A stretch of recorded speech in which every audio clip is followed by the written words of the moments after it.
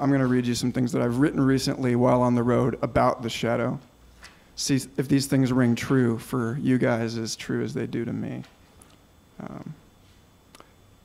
Because the very nature of the shadow is that it is unconscious to us, it is unreasonable that we be expected to know exactly what it is, to recognize it directly, because it is not staring us in the face, it is staring from our face. This is a game of Indian poker where we are pretending to know our own cards.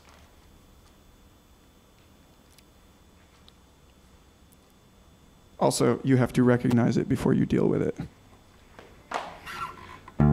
The best way I've ever found to recognize it is it's kind of like investigative journalism in the sense that, so here's a great inner-outer thing for you as we're moving into the age of revelation. Pluto is in Capricorn these next few years. And so according to some of the things that I've read on the internet, what that means is that this is the age in which conspiracies are unveiled, when our personal issues are brought to light, when everything that we have hidden in one way or another bubbles up to the surface. And it's a time of, it's basically the apocalypse, in the classical sense of it being an unveiling as opposed to an absolute end. So, in about 15 years, we'll be able to start piling on a new mound of secrets. But for now, this is all about us getting acquainted with the dirt and those things that live inside of it. And so if you want to know what your shadow is before it brings an end to you, then it's kind of like trying to find the conspirators. And on a social level, you find the social shadow by following the money, following the energy. And on a personal level, you find your own personal shadow by finding where your emotional energies are being invested. How you respond to the world, what carries a charge for you. You find that thing and you describe it as deeply as you can in this third person. You recognize it as an it, because before you can deal with it at all, you have to come aware to it. And so that's the first step here.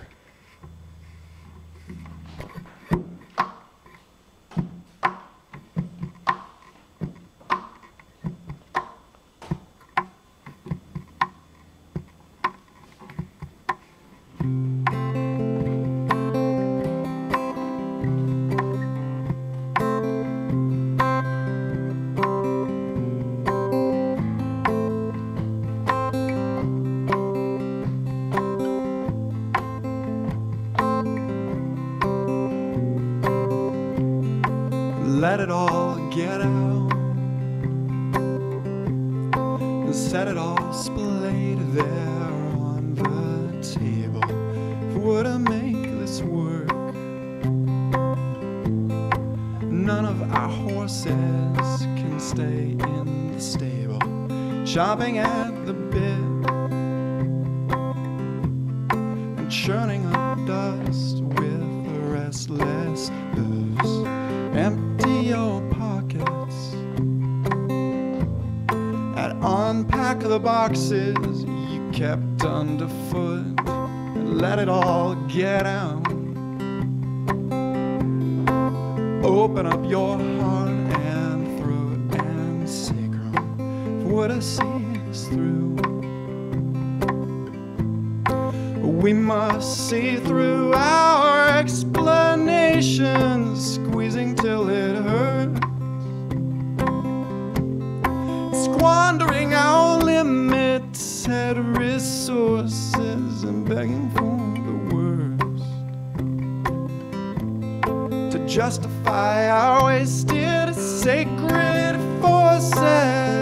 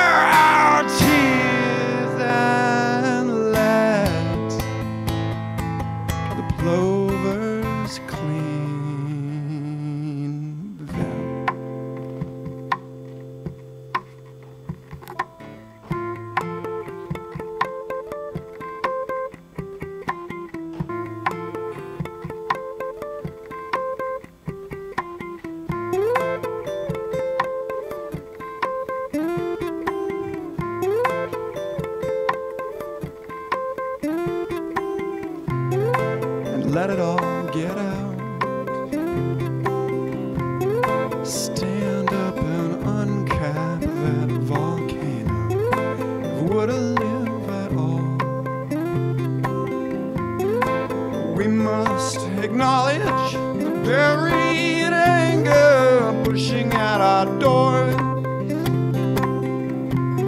are still unexploited energy source. So dig to the core. Do not be afraid of who you are anymore.